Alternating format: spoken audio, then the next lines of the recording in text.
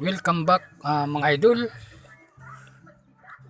Aprobado na ng United States ang procurement ng 20 multi-role fighter aircraft na F-16 Viper mga idol.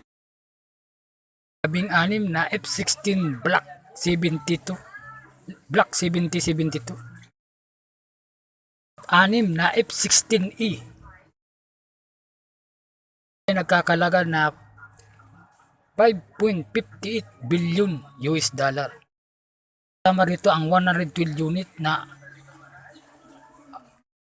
tama ang ammunition. Masasay na ito raw provocation. Ito pa ay cruise missile dumating na lang sa bansa at itinda.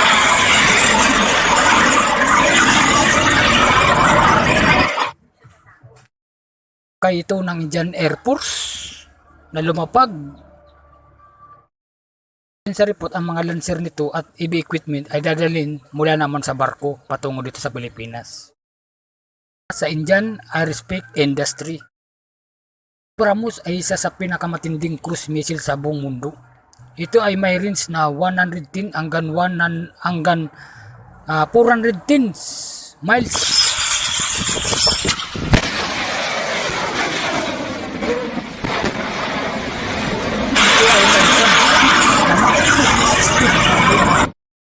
Huwag kalimutan na mag-subscribe, mag-like at mag-share bilang suporta sa amin mga content creator. BrahMos mga idol ay mapupunta sa Philippine Marine Corps. Balik tayo sa F-16 mga idol. F-16 mga idol ay magsusupply nito ay ang Lockheed Martin.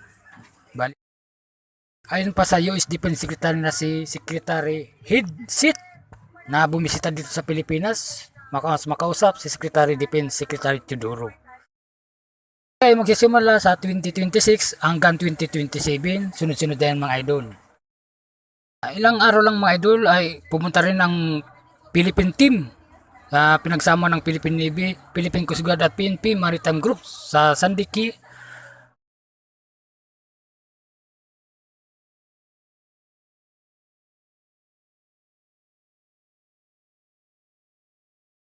Yan mga idol, thanks for watching mga idol.